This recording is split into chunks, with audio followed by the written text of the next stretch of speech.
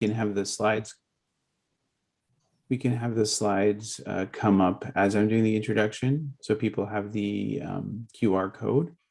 So good afternoon, everyone. It's great to see you all. In case I haven't had the chance to meet you yet, my name is Javid Sakara. I'm the new chair and chief of psychiatry at the IOL in Hartford Hospital. And I'm so excited to join you, but I'm even more excited to have my friend and colleague, Dr. Jamie Livingston, present today. So by way of background, Dr. Livingston is an associate professor in the Department of Criminology at St. Mary's University in Halifax, Nova Scotia, Canada, where hopefully it's a bright and sunny day today. He's also a criminologist who studies issues of social inclusion and social justice for people with mental health and substance use issues, with emphasis on those who are involved with the criminal justice system. So part of why I'm so excited for him to join us today is because I think that he has helped me expand my own thinking as a psychiatrist beyond some of the coercive underpinnings of our ways of practicing. His work is participatory, it's engaged, and I think he's a very important scholar and thought leader that can help shape the kinds of paradigms that we need to turn ourselves towards as we sort of think about the future. Our organization is one we have a lot of pride in. It's one where we're celebrating and honoring our almost 200 years of history. But I think we can all appreciate that there are many coercive practices that we really need to kind of look in the mirror at before we can advance towards that more humane and more dignified paradigm of care. So with that, I will turn it over to Dr. Livingston. I just also wanted to make a plug that he and I connected through work that we're both involved with at the Mental Health Commission of Canada on structural stigma. I think he'll reference some of that as well, but I would encourage you to check that out. The slides will be available for you to check in to the presentation, both at the beginning and the end.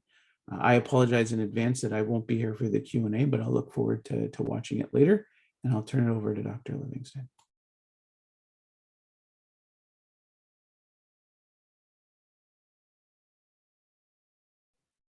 There's the unmute button. Hi, everyone. I hope you can hear me okay. Thanks for that introduction, Dr. Sakara. That was very nice of you. I just have some preliminary slides here. I assume you know what these are. So Erica asked me to insert them into the presentation. So this is the disclosures. I have no disclosures to report, and this isn't based on any funded research with any kind of ties, commercial ties. And then this is the something. So I guess it's a text code for you to use for your own purposes. I'll just leave it here in case you need to jot down the number. But as you do that, I once again want to say good morning. As was mentioned, my name's Dr. Jamie Livingston. I'm a criminologist, and I am in Halifax, Nova Scotia, Canada. And it is a bright and sunny day today. I'd like to thank Dr. Sakara for inviting me to speak to you today. For over 20 years, I've been studying issues at the intersection of the mental health, substance use, and criminal justice systems, and including how stigma manifests and is experienced at this intersection. And as Dr. Sakara mentioned, much of my work has been participatory and community-based in nature.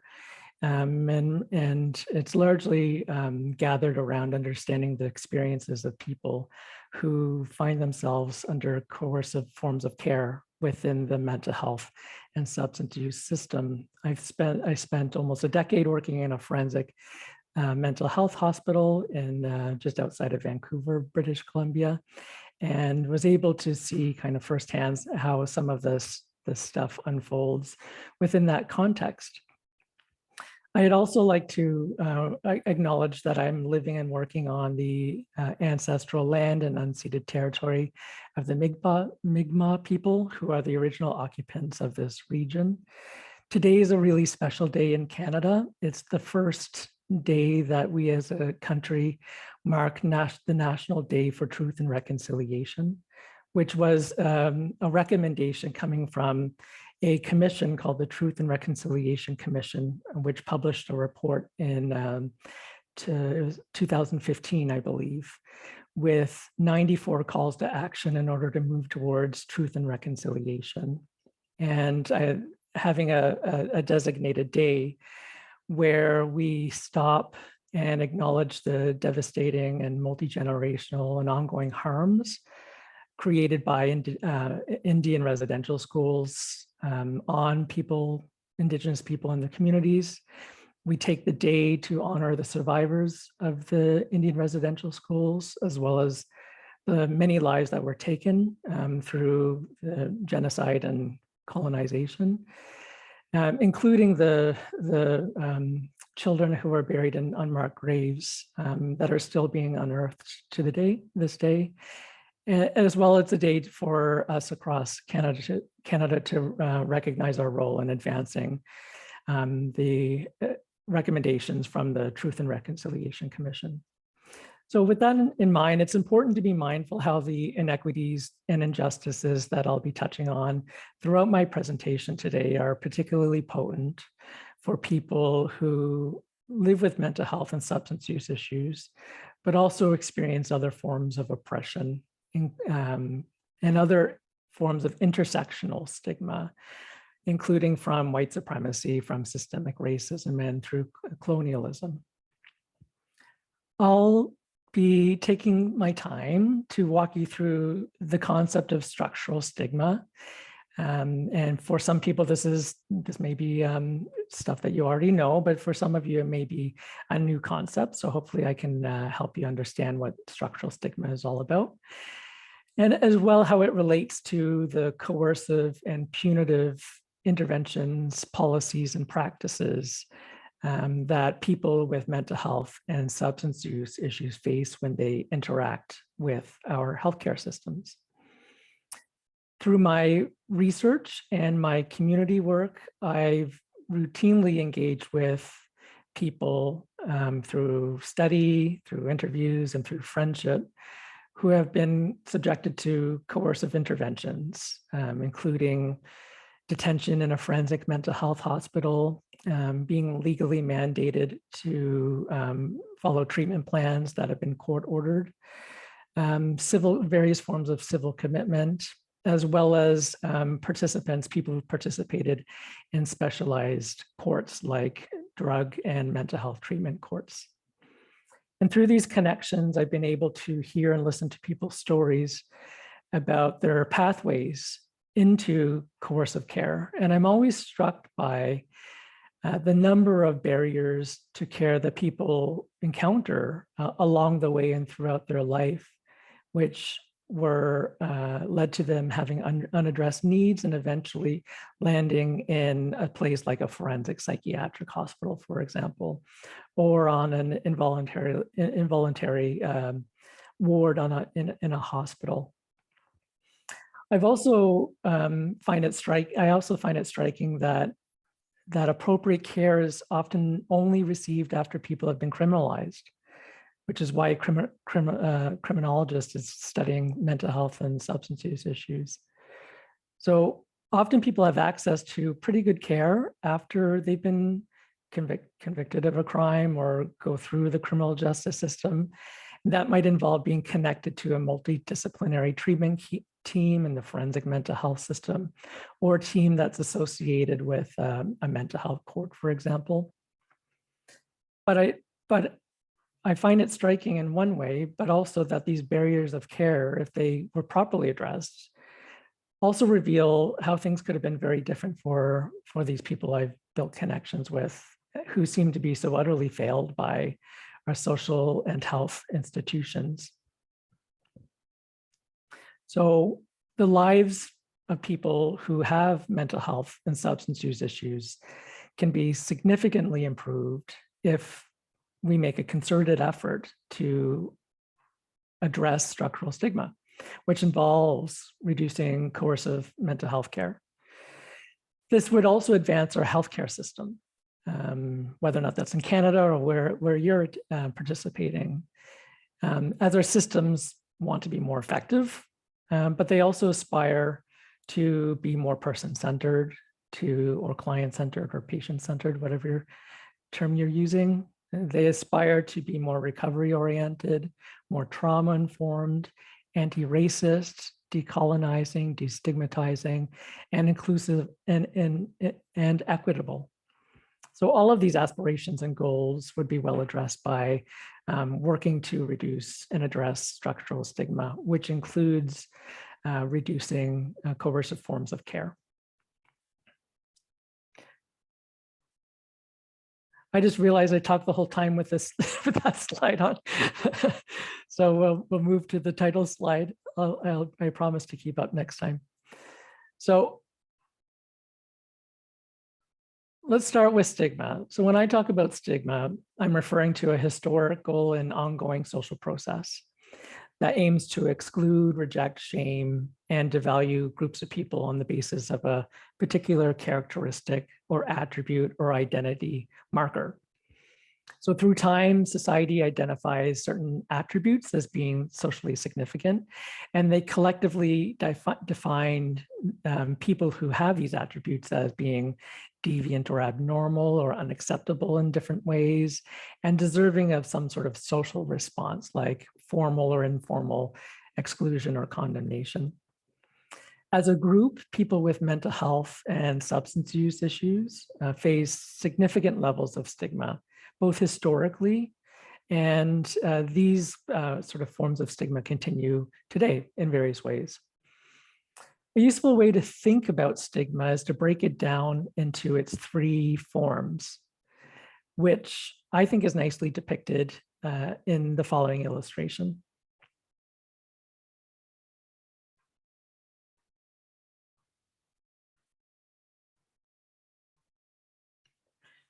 Some of you may be old enough, well, all of us are old enough probably, but some of you may remember a different pandemic that we were living through in around 2009 and 2010.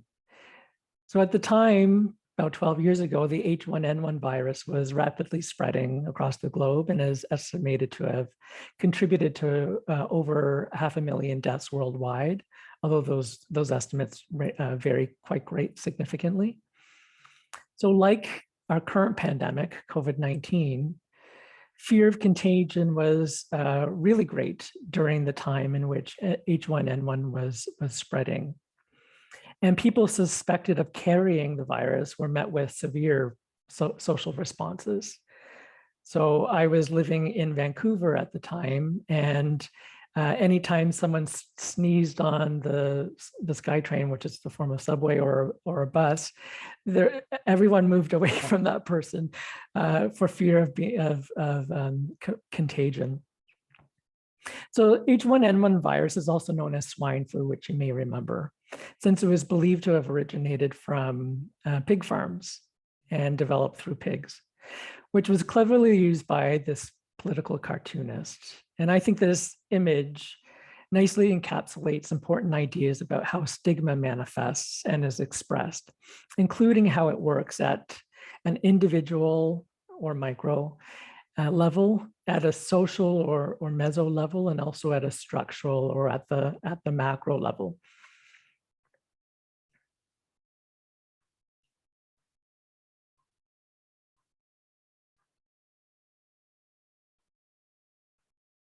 So let's start here.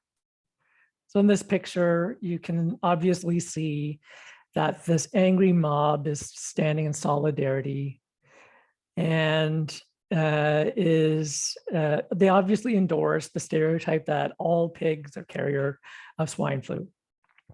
And they're acting against their friend Piglet, who is apparently dangerous and risky and a threat to the safety and health of the group.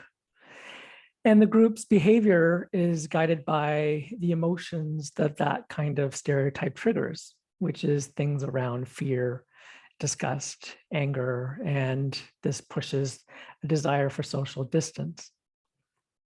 So this illustrates how social stigma manifests. So how stigma manifests at a social or group level, which is located in the attitudes, the knowledge, and the behaviors of community members or the public.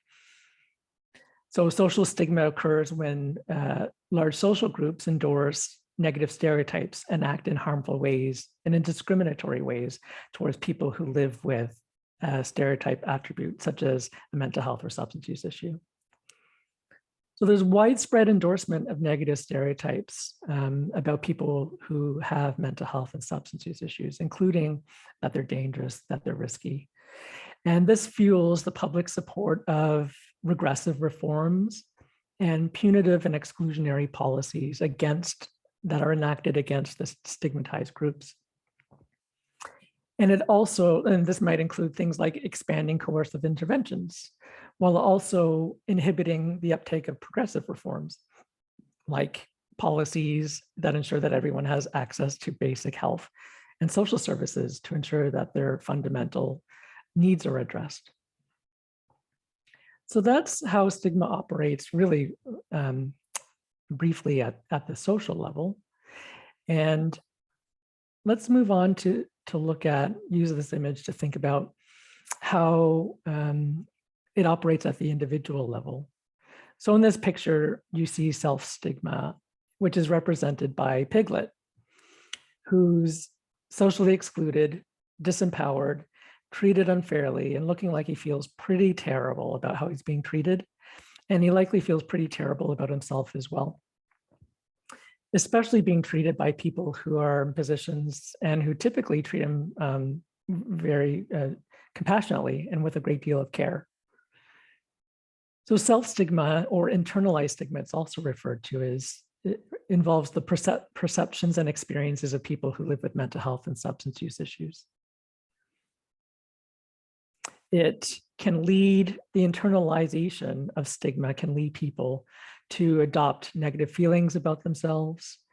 It can lead to people withdrawing from various social situations and avoiding situations in which they feel they may be treated in a harmful or discriminatory manner. Internalized or self-stigma also leads people to conceal health issues because they worry about the people's reaction if they learn that this person lives with a mental illness, for example, or a substance use disorder.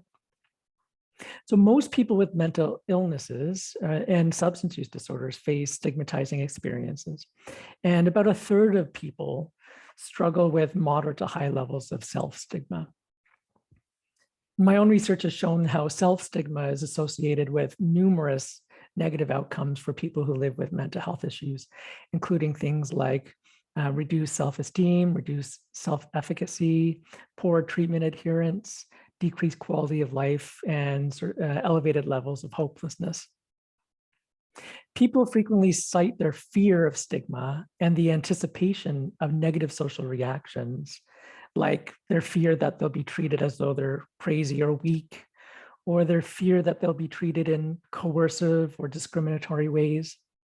They cite these negative social reactions as a major reason for things like not disclosing their mental health or substance use issues to others, including not disclosing these things to healthcare providers.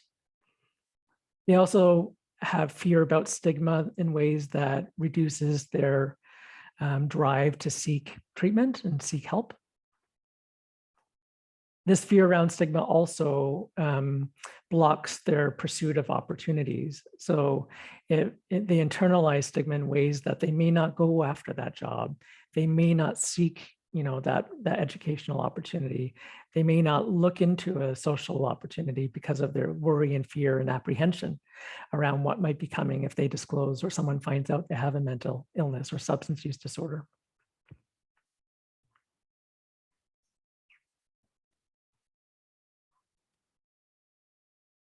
So finally, the illustration also shows the tools and resources such as the masks and the stick that are being used by this dominant, powerful group. And they're using these tools to exclude and marginalize the people that they've identified as having the stereotyped identity characteristics. So in this case, Piglet.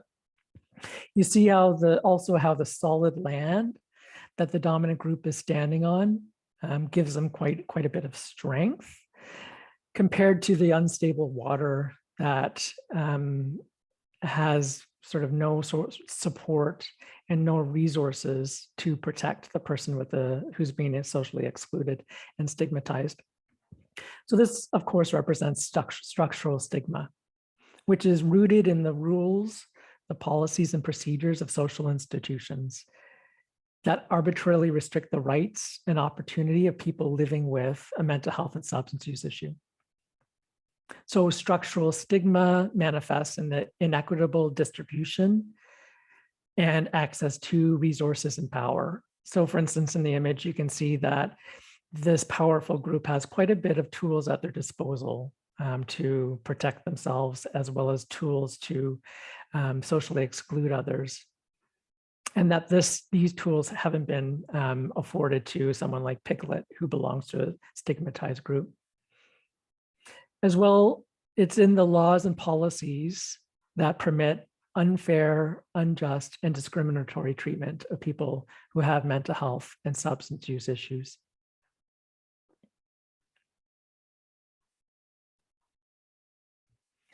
I hope you're still with me. I have a hard time monitoring this, but we're moving on from abstractly talking about what stigma is and how it operates on the self, social, and structural levels.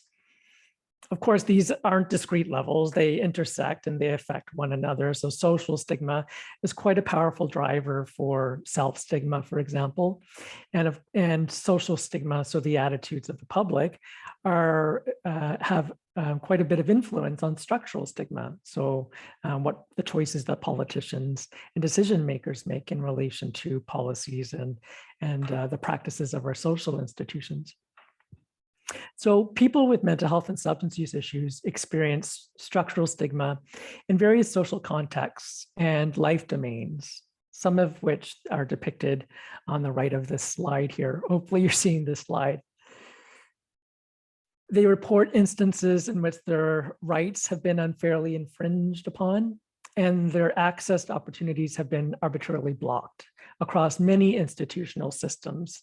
In fact, across most institutional systems of society, including things like housing and employment.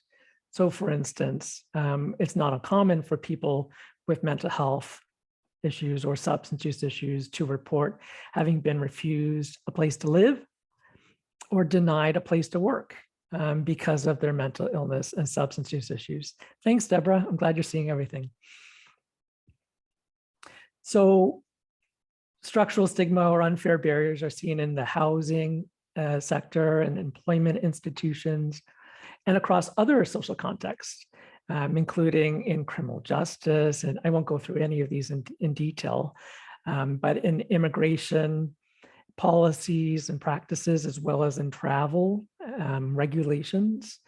We see it in relation to public participation. So whether or not, for example, people have the opportunity to serve on juries, to run for election, or to vote.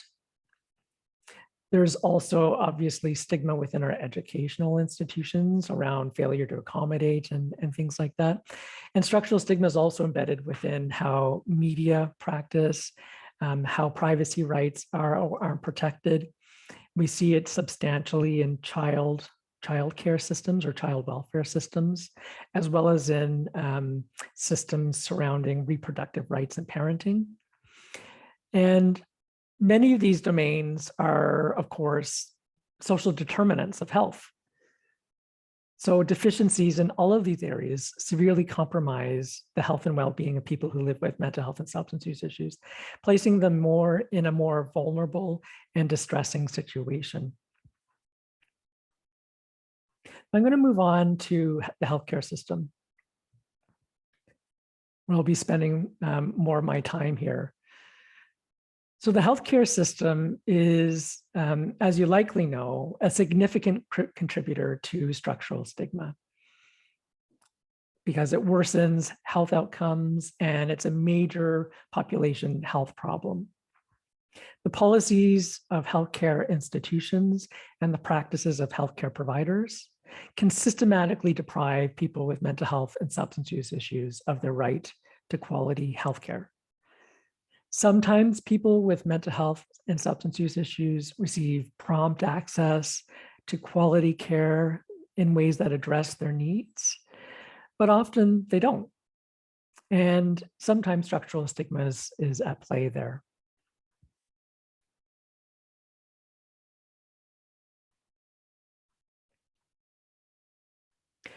So broadly speaking, structural stigma in healthcare contexts focuses on two key issues. And so one of those issues is around access or access to care. And the other major issue related to structural stigma is around the quality of care. And of course, these aren't discrete, they overlap and intersect, but for the purposes of explaining them, it's useful to break them apart.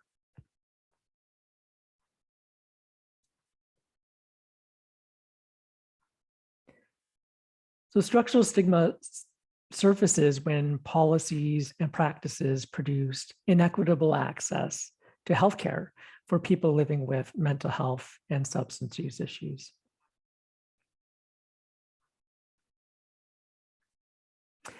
This can be seen or observed in the chronic and persistent underfunding and under-resourcing of mental health and substance use services relative to their disease burden compared to other health issues. There's a chronic and persistent underfunding of the mental health and substance use service systems. It's also seen in sort of the poor practices and the deficiencies of health insurance coverage. And I recognize I'm in Canada, is supposed to have universal access to healthcare, but there's still tremendous problems in terms of the deficiencies we see in relation to people with mental health and substance use services getting access to the services they need. And in Canada, we also see a severe underfunding and under-resourcing of mental health and substance use services, way below targets that have been set by organizations like the World Health Organizations. And I recognize your context in the United States and the state that you live in is probably much different. Although I bet that you still struggle with the resources for your mental health and substance use service systems. So the inequitable distribution of resources for mental health and for substance use issues results in delayed care. It causes poor services. It contributes to service user dissatisfaction with services. And it also acts as a powerful deterrent for people to seek and access care.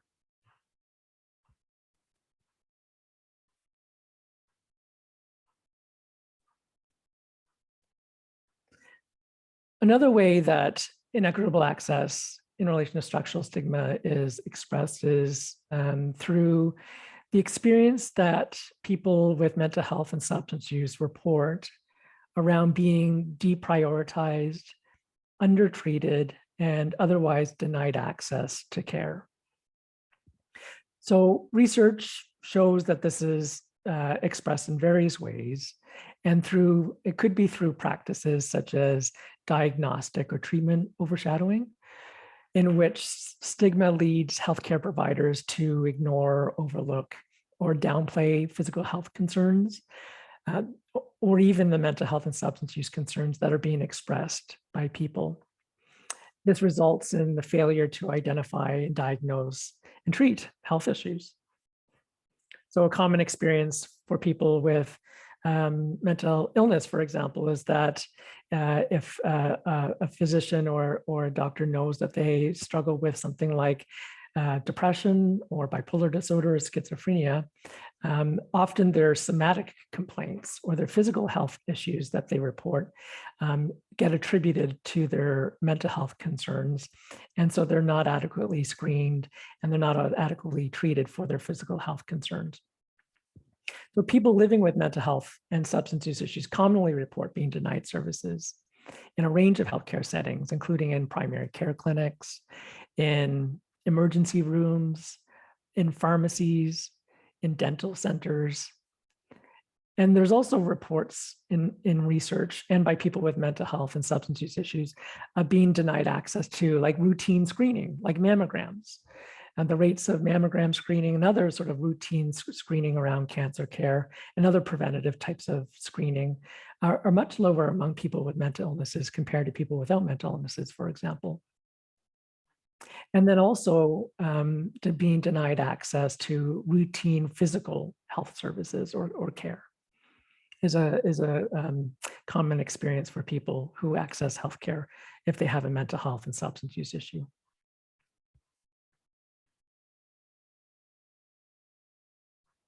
The last area I'd like to touch on is around inequitable access in relation to fragmented care. So this is another way that inequitable access is experienced by people who have mental health and substance use issues. And it's really the structural and the artificial separation of mental health, substance use, and physical health services in ways that cause tremendous problems for people getting like holistic care that addresses their multiple needs, whether or not those needs are mental health related, substance use related, or physical health related. So this contributes to a fragmented and poorly integrated healthcare system for people. And it can include things like having to go for your mental health services in one spot, your physical health services in another spot, and your addiction services in another spot, which is tremendously difficult and complex and confusing for people. And it can also include things like people working in one sector, like primary care, for example, not developing competencies or not feeling comfortable meeting the needs of people with substance use issues. So then they send them off to another service, or they deny certain forms of care because they haven't developed the competencies to screen or treat people with mental health or substance use issues. So I won't go on too much about this since I'd like to talk more about coercive care, but these are the three ways that structural stigma is created through the different ways of inequitable access to care that are faced by people with mental health and substance use issues. So all of those things, of course, can contribute, like especially the inadequate distribution of healthcare resources or funding for services can contribute to the poor quality of care. So it has a detrimental impact on the quality of care that's received by people with mental health and substance use issues. And often this poor quality of care is driven by stigma and structural stigma. Numerous studies have highlighted the adverse and stigmatizing healthcare encounters that are quite pervasive for people who have mental health and substance use issues. And in fact, this is considered to be one of the most powerful and pernicious forms of structural stigma, is the poor care quality of care that people receive when they interact with the healthcare system and with healthcare providers.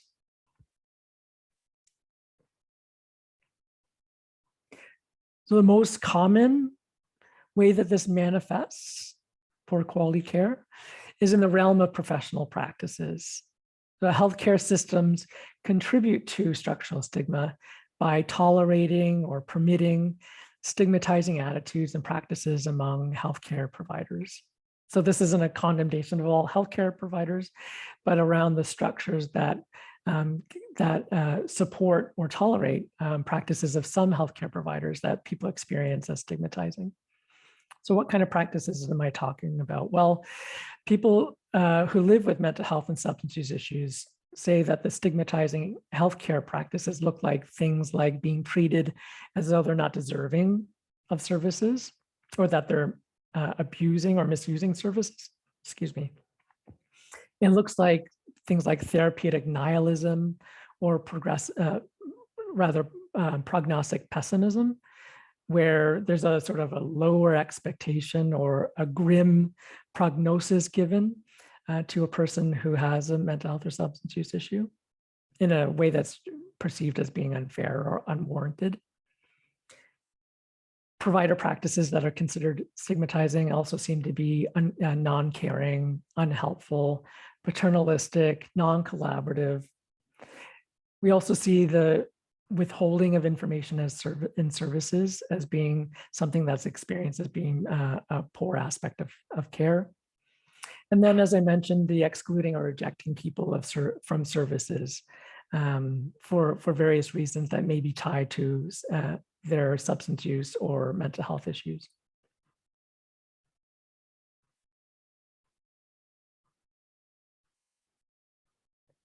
These translate into negative experiences and adverse interactions across a range of healthcare settings. So people report that stigma associated with their mental health and substance use issues contributed them to being treated as untrustworthy or unreliable. As I mentioned, being turned away from services, having to wait longer for services than others, such as like in a emergency room, being placed lower on sort of triage protocols in relation to people who have physical health concerns. It may also be receiving the experience of receiving inadequate care or care that's perceived as being inadequate, or being judged or mistreated by healthcare practitioners when one discloses a substance use issue or a mental health issue. In addition to deterring help seeking, these negative interactions have the potential to damage people's relationships with the healthcare system, as well as their therapeutic relationships with their healthcare providers. It can diminish treatment motivation, and it can lead to, as I mentioned earlier, people concealing their issues to avoid stigma and to increase the prospect that they may receive better quality of services if they don't mention they have a mental health or substance use issues. And of course, none of this is good for people's health.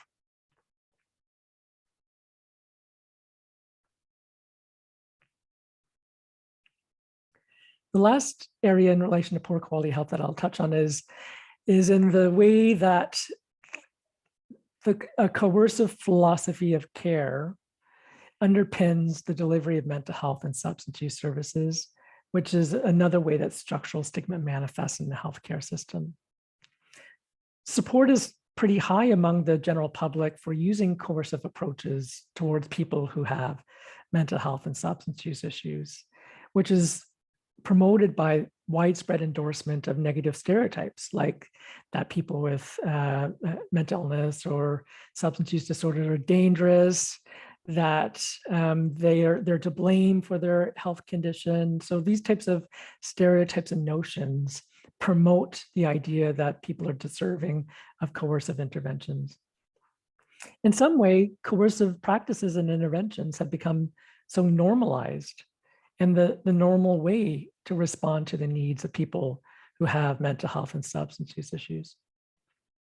The deficiencies that I described earlier, deficiencies in the healthcare system, such as the underfunding of services, the denial of care, the lack of integration and continuity of care, stigmatizing and negative practices and experiences, all of these create a context in which coercive forms of care in mental health and substance use services are, I would argue, turned to more often than they should be, and people are subjected to coercive interventions for longer than they ought to be.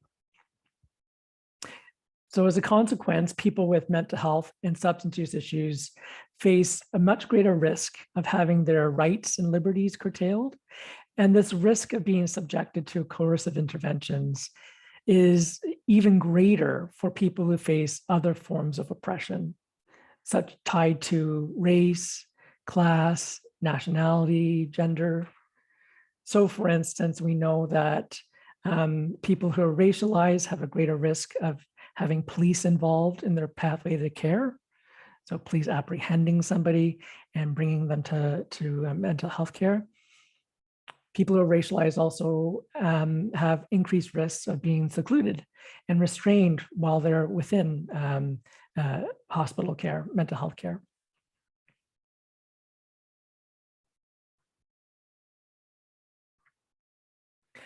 So coercion simply means pressuring someone to do something by using force or threats. So this is the Wikipedia definition. That's fairly consistent with what the academic literature has to say about coercion. But it can also involve more subtle and nuanced pressures that are placed on people to induce them to make particular healthcare decisions. Coercion exists on a continuum, such that coercion manifests in multiple forms, but it often involves power differentials. So situations in which there's a pretty large power asymmetry between one person and another, such as a healthcare provider and their patient or client.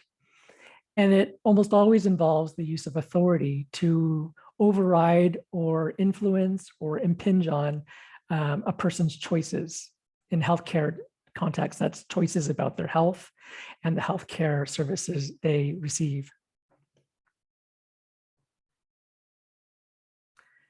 So what this looks like, maybe a healthcare provider using persuasion or leverages to influence someone to make what they seem to think is a particular healthcare decision that may be in the best interest of the person they're serving. So it's not uncommon, for example, for people who receive mental health and substance use services to have things like access to housing, access to their finances, access to their children, or access to programs tied to their adherence to psychiatric medication or participation in other mental health or substance use services. So often we can see sort of one batch of things like access to resources and opportunities contingent on someone making a particular healthcare decision.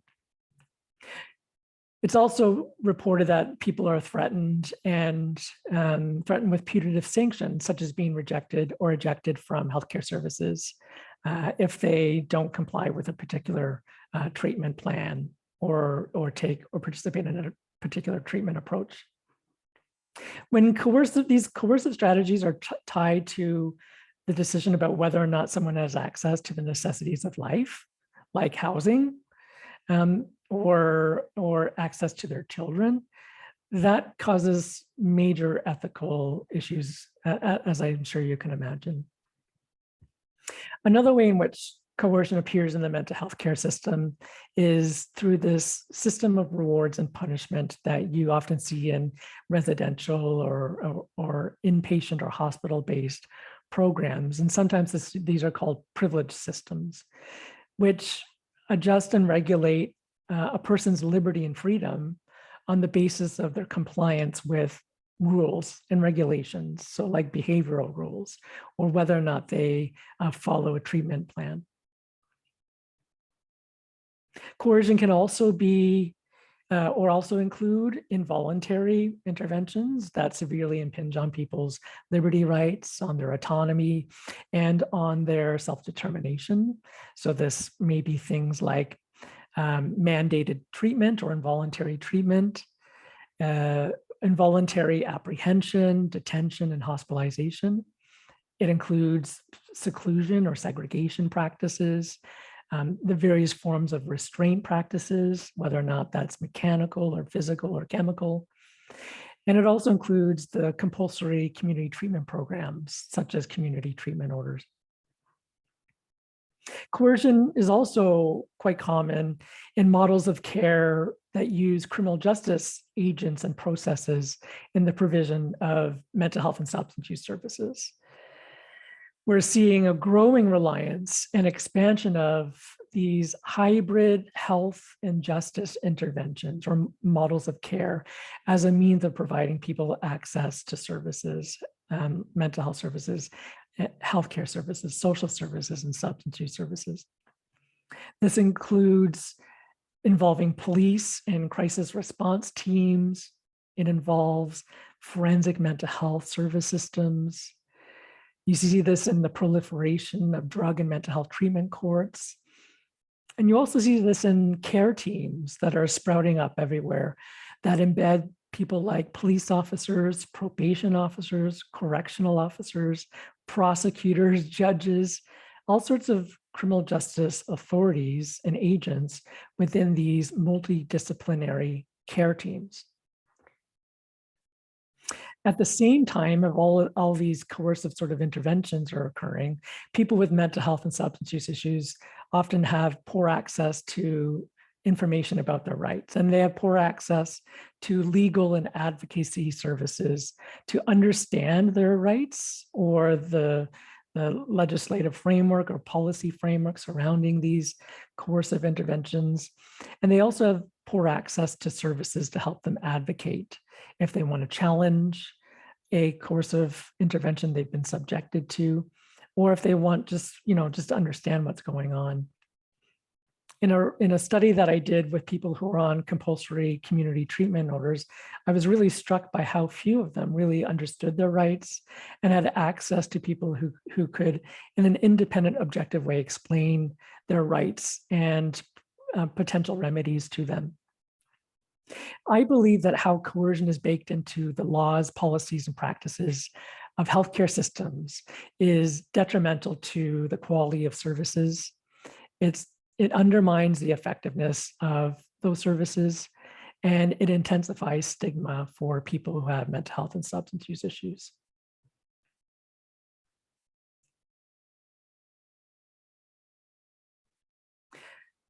Now, there's a range of harms that are associated with coercive practices and involuntary interventions, and these are widely recognized and reported in the research.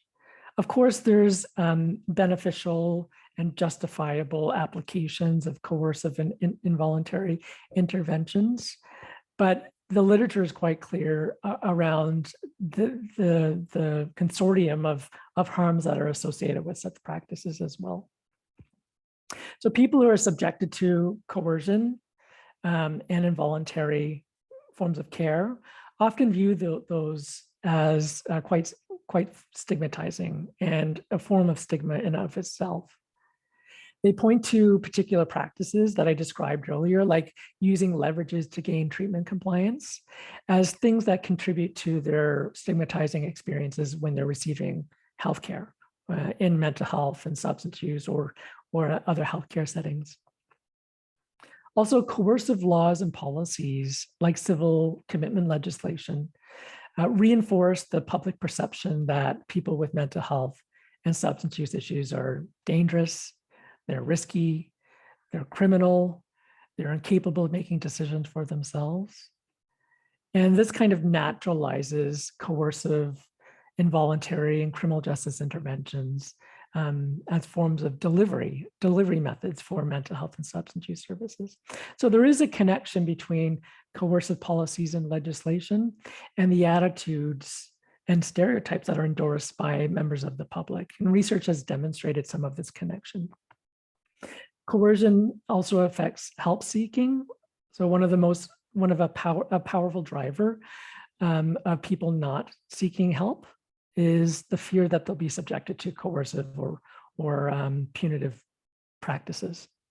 So they fear they'll be involuntarily detained, or fear that they'll be forced to take a medication against their will, or forced into a treatment program that they really don't want to be in, or that their other things like access to their children would be in jeopardy.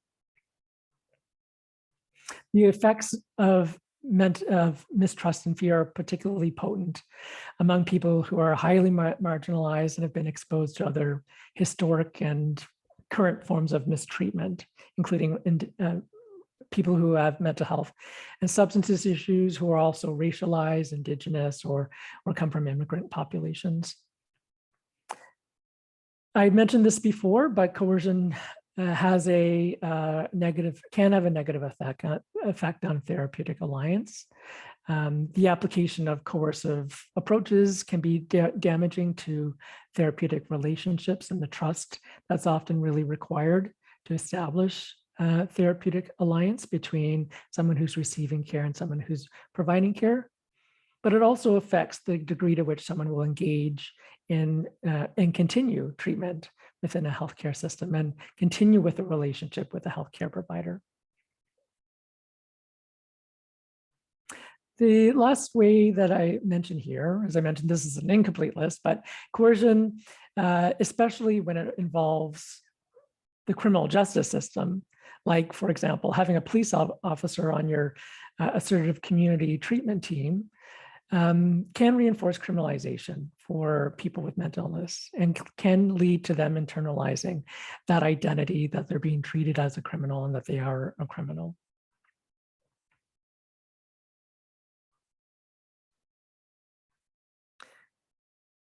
I'm reaching the end here, but I just wanted to turn a little bit to some solutions with the limited time that I have. But I think it's highly productive to view coercive policies and practices as the product of structural and systemic failures. We know that coercive interventions often occur after people have repeatedly attempted to have their health, their mental health, their substance use, and their social needs addressed. Sometimes they've been rejected from services like showing up in an emergency room and being denied access, or being denied access housing, or the other things that I mentioned. People find themselves in crisis that could have been prevented if our health and social institutions had been working properly and hadn't failed these people. So seeing coercive care through the lens of structural stigma, or as a form of structural stigma, can help us connect it to social, economic, and healthcare inequities. And it also connects structural stigma and coercive mental health care to other social justice, human rights, and equity seeking projects. There's a range of approaches that exist for addressing structural stigma, and a range of approaches that have been identified as being effective for preventing and reducing coercion in healthcare, which may involve several things like reforming legislation, modifying healthcare policies, hospital-based initiatives, and enhancing community-based services and supports. And as Dr. Sequeira mentioned at the very beginning of this presentation, I've been working with him along with another team of people that's been supported by the Mental Health Commission of Canada. And some of our work has involved identifying ways to reduce structural stigma in healthcare contexts that is experienced by people with mental health and substance use issues. And a part of this work is also about reducing the coercion that people experience in the mental health and substance use service systems.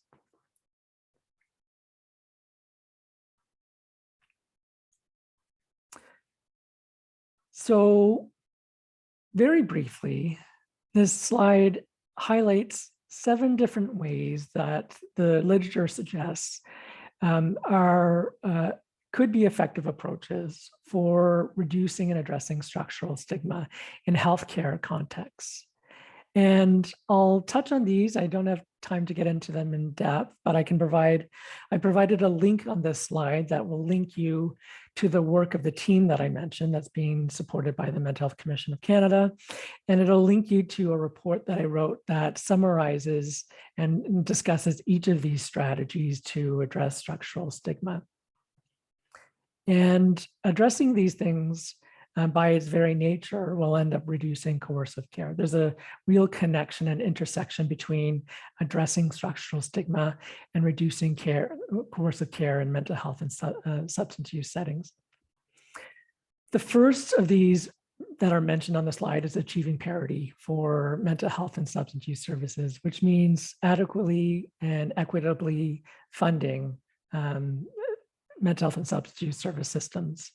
So addressing the severe, chronic, and historic underfunding of these service systems by investing more money into the services that are needed and required by people who live with mental health and substance use systems. And this means ensuring that healthcare providers can have reasonable caseloads so that they can give time and attention and compassionate care to the people they're seeing. It also involves investing that money in preventative and upstream interventions. So investing it smartly in effective upstream interventions. This links to the second point here, which is about expanding access to effective and voluntary services and supports for people with mental health and substance use issues. If people have access to a comprehensive suite of voluntary and effective services and supports that were readily available at a time when they needed, the use and need for involuntary care would be substantially reduced. So this would involve, as I mentioned, investing in things like early intervention, health promotion interventions, illness prevention programs, harm reduction approaches for people with substance use issues, outreach, mobile programs, home-based supports, all of these kind of community programs that can effectively meet the needs of people in a community-based setting. And this also includes peer-based services, which are really important and have been identified as a strong strategy for addressing structural stigma. So ultimately, it's orienting the system to a recovery-oriented or person-centered care system in ways that effectively meet people's needs. The third point is, I won't go too much into this, but is about addressing the fragmentation of care. So ensuring that care is received by people to meet their holistic needs, and that their mental health, substance use, and health needs can be met, for example, in a primary health setting, where they can receive integrated and coordinated care. It also involves disintegrating, I don't know if that's a word, but disentangling the criminal justice system from the mental health and substance use service system. So working to remove police, courts, prisons, other sort of criminal justice institutions from the delivery of mental health and substance use care. I think that's something that's worthwhile exploring, including things like looking at crisis response, mental health crisis response system, and asking real important questions about why police might be involved and should they be involved in those crisis response systems, and if there's other non-coercive options that are available. And there are, by the way. The fourth point is to improve the attitudes and practices of healthcare providers. I know Dr. Sequeira has done a tremendous amount of work around this, so I won't spend too much time, but it is about building capacity for healthcare providers to recognize sort of the structural aspects of their work and how building structural competencies, as I think Dr. Sequeira would mention, as well as building sort of knowledge around their obligations and responsibilities when it comes to anti-discrimination legislation, supporting the rights of people who are under their care, as well as sort of reflection on how their practices may contribute to stigmatizing experiences of people who are in their care system. Fifth is around monitoring structural stigma. So establishing mechanisms to assess and monitor what's going on in relation to structural stigma. Pragmatically, this could be like performance indicators that are built around structural stigma. So for instance, monitoring coercive forms of care, like involuntary hospitalization, community treatment orders, seclusion practices, the application of restraints, and other forms of coercive care that I mentioned earlier, and setting targets to reduce those and then monitoring those targets. 6 is around enhancing and enforcing protections. And these are protections around people's rights. So making rights-based information available and education available to people who are receiving mental health and substance use services, and increasing people's access to advocacy services. A real promising approach in this area is around peer advocacy.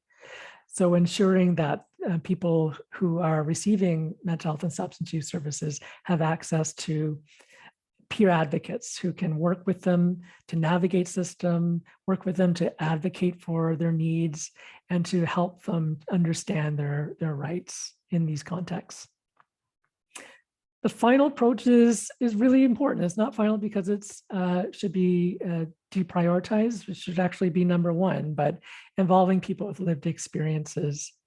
So ensuring that people who have mental health and substance use issues, including those who have been or are currently subjected to coercive interventions, are involved in identifying structural stigma, involved in helping to improve the services that they're receiving, and giving them opportunities to participate in the design, delivery, and evaluation of the services they're receiving.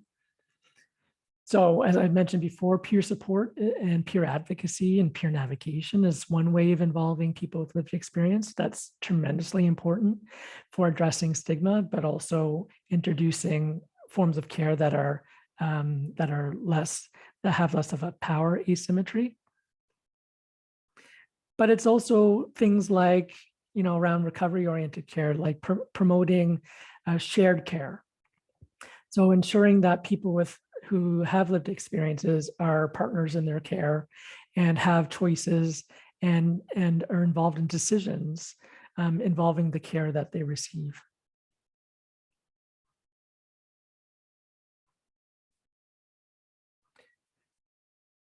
I've just provided a list of recent publications that I've found useful for describing some of the things that I've mentioned.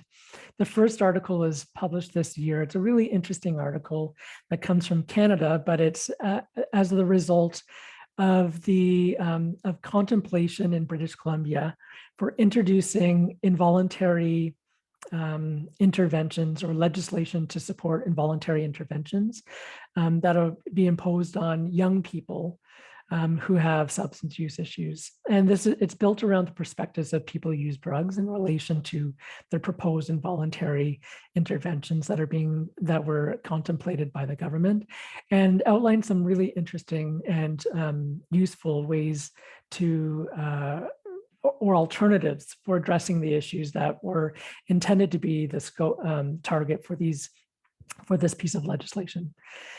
The other two articles are fairly recent reviews, scoping reviews and systematic reviews rather, that review various approaches for preventing and reducing coercion in mental health settings, and looking at a range of approaches that have been introduced throughout the world, predominantly in Europe, actually. So if you're interested in learning more, these are some good places to learn about other ways of reducing coercive care that I haven't gotten into. So I'm at the end. I yammered on for almost an hour.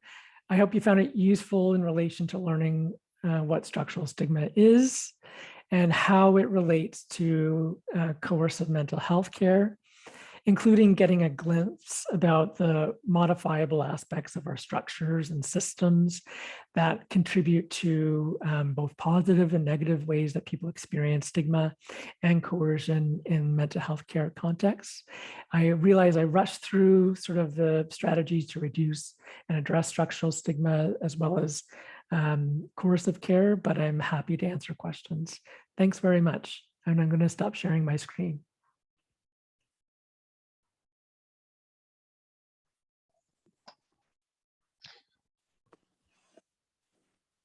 Thank you, Dr. Livingston.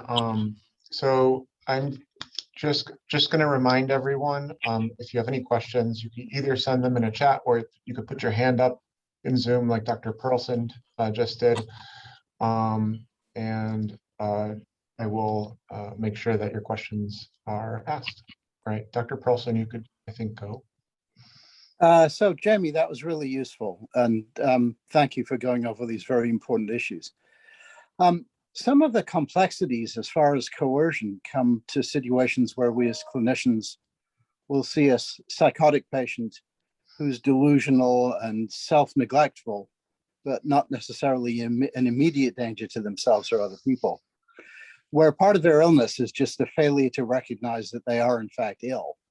So then it becomes a struggle between preserving the patient's autonomy and the patient's rights, balanced with the need to protect the patient's health and welfare. And that can be really difficult. And I'm sure you've thought about these sorts of complexities. And I just wondered if you had anything to address that. And it's possible to die with your rights on, which is always a worry. Thank you for that question. And I don't pretend to have all the answers. I'm sure that you've thought about this quite in depth as well. And so, when thinking through structural stigma in relation to coercion and involuntary forms of care, it's always the case that, that these types of examples are raised where, someone is subjected to involuntary civil commitment or involuntary care because they're pose some sort of, these are the sort of elements of civil commitment legislation in which they pose a risk of danger to themselves or danger to others or risk for deterioration, whatever your legislation allows for. So it is entirely complex, and sometimes it's about thinking more about structures that are required to prevent people from being in those situations. So, for instance, thinking through whether or not, as you collect sort of learn about the person's history in relation to their contact with the mental health system, thinking through whether or not there would have been opportunities earlier before they've reached the stage of crisis or reached the stage in which they are unable to make decisions for themselves, in which they could have been supported earlier on. So it may not help for that specific individual at that particular time where they may need somebody to, a substitute decision maker or something to help them make the decisions that will lead them out of harm's way.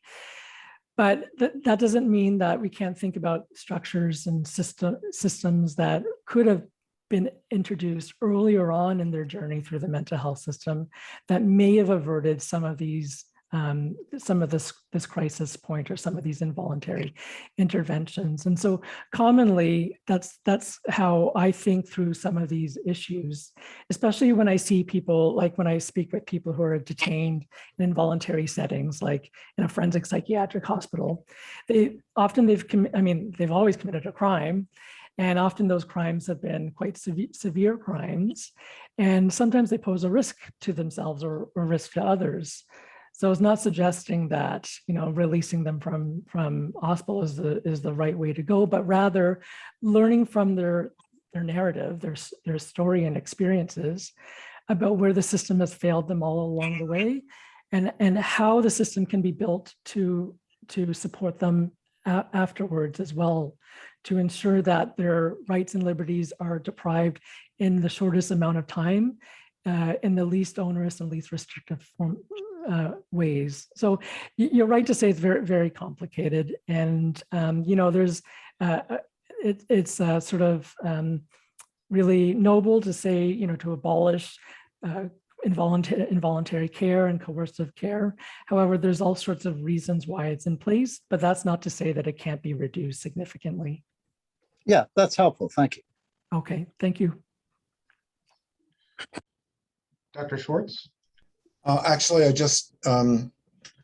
want to cite an example, I think, of the point that you're trying to make, and that's in the housing first movement. Traditionally, we've thought that homeless people with mental illness really have to get their mental illness and behavior under control before they can qualify for supported housing or for independent housing. And I think, in fact, what we've learned about homelessness is that, no, really you have to get people housed. And if you get them housed, you tend to diminish many of the behavioral aspects of their condition. So it's just kind of a reversal of thinking there that actually reduces coercion and promotes health. That's an excellent example. Thank you for raising that. And if anyone else has examples, I think it's more useful for us to have kind of a conversation rather than this being all one-sided, since, as I mentioned, I don't have all the answers, and there's appears to be very bright people and thoughtful people on this topic as well. I think, yeah, housing first is definitely, trying to disentangle making housing contingent on compliance or adherence to treatment. So meeting people's basic needs first and foremost, and then when they're ready, supporting them, or if they are ready, supporting them to engage with other forms of treatment or therapy or or that sort of thing. And another model that's really useful for thinking through some of these things is around harm reduction as well in relation to substance use. So there's the saying, you know, meeting people where they're at and not trying to force them to where you want them to be. And harm reduction services and people and harm reductionists do a tremendous job of recognizing that sometimes people aren't ready to change their substance use behaviors, but there's an awful lot that you can do to reduce their risks and reduce their harms in ways that they find totally acceptable and don't lead them to more trouble. That can lead them into more crisis. That could lead them into more coercive and involuntary forms of care. So I appreciate you raising that example. Thank you. Kim? I love your presentation. Thank you so much for it. My role here is peer support. And so I wondered if you have any ideas how peer support could be better integrated to avoid some of the issues that you talked about.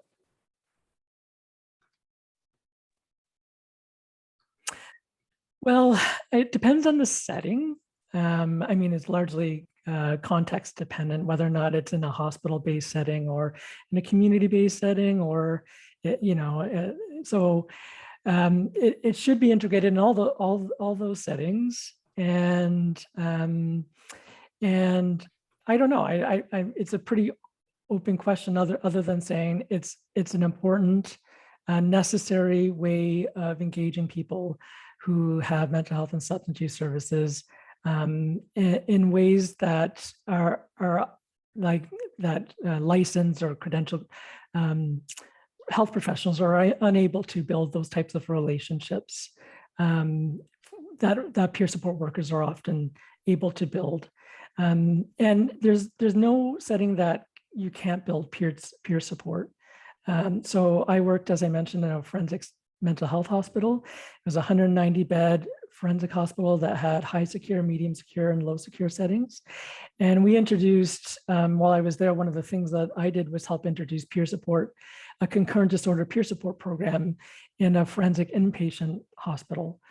And the peer support worker, there was lots of rules that we had to bend in order to make that work. So for instance, allowing people to disclose their struggles with substances, and that would not be reported to authorities, for example, in order for people to engage in healthy ways with the peer support worker, to have trust with the peer support worker, and really that they could support their needs even if they had relapsed and things like that. I think there's a definite growing recognition across mental health services. It's certainly those that endorse, person-centered, recovery-oriented forms of care, about the need to invest heavily in training peer support workers and ensuring they feel supported with and paid properly, and that they have access to promotion opportunities, and that they're not undervalued in the healthcare context, all of those sort of things that I think is tremendously important for thinking through in relation to mental health and substance use services. So I kind of went around your question. If you have anything more specific you wanted me to speak about, I'm happy to. No, thank you. That was wonderful. I appreciate it. Okay. Okay, we are coming up on 1:15, but I know Julia had her hand up. I was wondering, Dr. Livingston, if you'd be open to one more question. Yep. Okay. Right, If it's not a hard one. I don't think it's that hard. Actually, I just wanted to, a lot of my question was surrounding around what you just talked about as far as what, peer support. We are outpatient mental health facility, and we had a peer support worker here, and she was here for about 3 months. And I mean, it was just wonderful.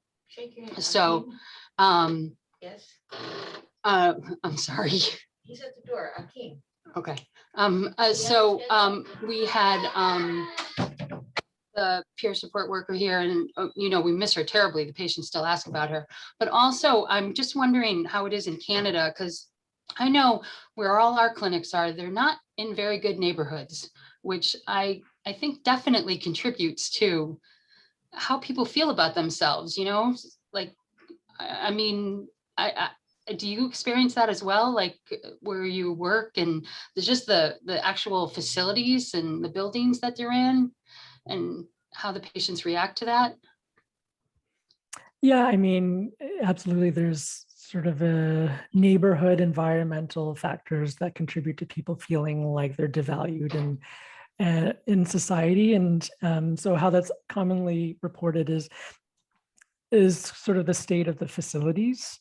So if they're going to a clinic, what does that clinic look like? Does it look like they're going to like a, like, do they have to buzz in? Are there like Security guards. security guards, bulletproof Mhm. glass, signs all over that make them feel totally unwelcomed, you know, and sort of, so there's definitely physical elements of facilities that contribute to people's experiences with stigma that are commonly reported by people.